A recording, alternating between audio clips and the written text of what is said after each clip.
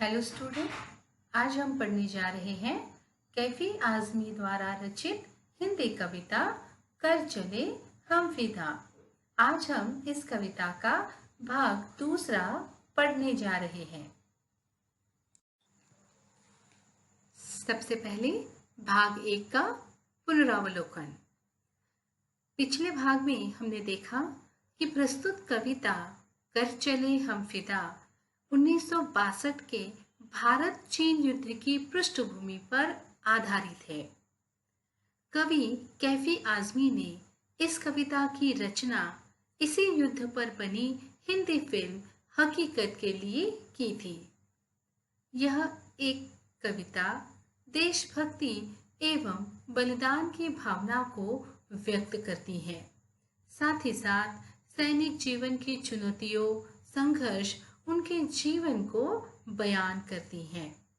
इस गीत के पहले पद में अपने देश की रक्षा करते हुए अपनी अंतिम सांसें ले रहे सैनिक ने अपने समस्त भारतवासियों से कुछ अपेक्षाएं की है, उसी का वर्णन पहले पद में आया है। चलिए आज हम इस कविता के अन्य पदों का अध्ययन करते हैं। जिंदा रहने के मौसम बहुत है, मगर जान देने की रुत रोज आती नहीं।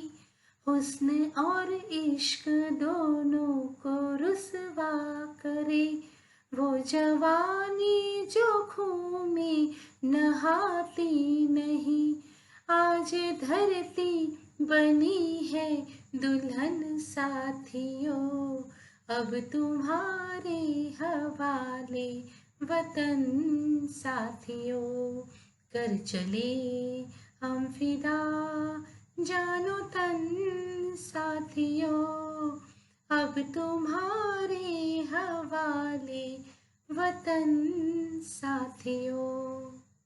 कविता के नए शब्द हैं रुत अर्थात मौसम, हुस्न अर्थात सुंदरता, रुस्वा अर्थात बदनाम, खून अर्थात खून। प्रस्तुत पंक्तियों में एक सैनिक दूसरे सैनिक से और समस्त देशवासियों से यह कह रहा है कि हमें जीने के लिए हजारों अवसर मिलते हैं, परंतु शहीद होने के ऐसे शुभ अवसर, देश पर शहीद होने के ऐसे शुभ अवसर कभी कभी ही नसीब होते हैं। वो कहता है ऐसी जवानी ही क्या जिसने कभी दूसरों की भलाई के लिए त्याग या बलिदान ही ना किया हो। जो जवान खून से नहाया न हो, वह भला कैसे अपने प्यार की मर्यादा की रक्षा करेगा। सैनिक कहता है आज धरती किसी दुल्हन के समान है। क्यों? क्योंकि इस युद्ध में हजारों सैनिकों ने अपने प्राण गंवाए हैं और पूरी धरती उनके खून से लाल हो गई है। यहाँ धरती की तुलना दुल्हन के साथ की गई है, क्योंकि दुल्हन के शादी के जोड़ा लाल रंग का होता है और धरती भी इस समय सैनिकों के रक्त से लाल हो गई है। दूसरा, जिस प्रकार दुल्हन घर की मर्यादा होती है और उसके सम्मान की रक्षा करना परिवार के सभी सदस्यों की जिम्मेदारी बनती है, इसलिए धरती रूपी दुल्हन की रक्षा का भार न केवल सैनिकों पर बल्कि देश के प्रत्येक युवाओं पर है। और सैनिक ये कहता है कि देश की मान मर्यादा अब तुम सभी के हाथों में है। हमें अपने रक्त की एक एक बूंद बहाकर भी इसके मान सम्मान को बचाए रखना है। मैं तो मृत्यु को प्राप्त होने वाला हूँ, इसलिए अब यह आपका कर्तव्य है कि अपने देश की मर्यादा का ध्यान रखें, देश की रक्षा के लिए आगे आए। राह कुर्बानियों की न वीरान हो, तुम सजाते ही रहना नए काफिले, फतह का जश्न इस जश्न के बाद है, जिंदगी मौत से मिल रही है गले, बांध लो अपने सर से कफन साथियों, अब तुम्हारे हवाले वतन साथियों, कर चले हम फिदा जानो तन साथियों, अब तुम्हारे हवाले वतन साथियों। नए शब्द इस प्रकार है: कुर्बानियां अर्थात बलिदान, वीरान अर्थात सुनसान, काफिले अर्थात यात्रियों के या सैनिकों के समूह, फतह अर्थात जीत, जश्न अर्थात खुशी। प्रस्तुत पंक्तियों में एक शहीद होता हुआ सैनिक अपने साथी सैनिक से कहता है कि हे मेरे वीर साथियों, मेरे जैसे लाखों वीरों के शहीद होने पर भी यह युद्ध का मैदान कभी सूना नहीं पड़ना चाहिए। इसमें हम जैसे नौजवान मातृभूमि की रक्षा की खातिर शहीद होने के लिए निरंतर आगे आते रहने चाहिए। इस जंग को जीत कर ही हम जश्न मना पाएंगे। हम ऐसे जंग में जा रहे हैं जहां कभी भी मृत्यु हमें गले लगा सकती है। अब अपने अंदर से मृत्यु का भय निकालकर सिर पर कफन बांधकर मौत से मिलने के लिए तैयार हो जाओ। अपने प्यारे वतन की रक्षा तुम्हें हर हाल में करनी है, इसलिए हौसले से डट कर लड़ो साथियों। ये मेरा वतन अब तुम सभी के हवाले है।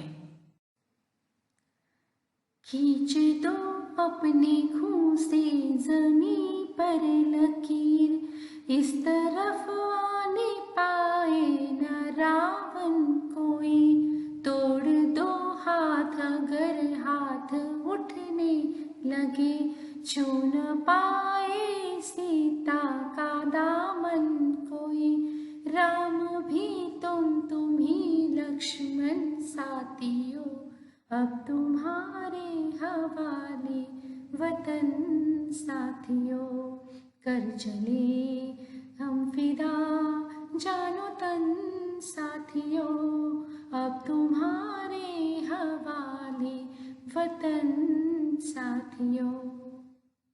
नए शब्द इस प्रकार है: खून अर्थात खून, जमीन अर्थात जमीन, लकीर अर्थात रेखा। प्रस्तुत पंक्तियों में कवि कैफी आजमी जी एक शहीद होते हुए सैनिक के माध्यम से देश के बहादुर सैनिकों को यह संदेश देते हैं कि हमें सीमा पर अपने खून से लक्ष्मण रेखा खींच देनी है, ताकि दुश्मन रूपी रावण हमारी सरजमी पर कदम भी न रख सके।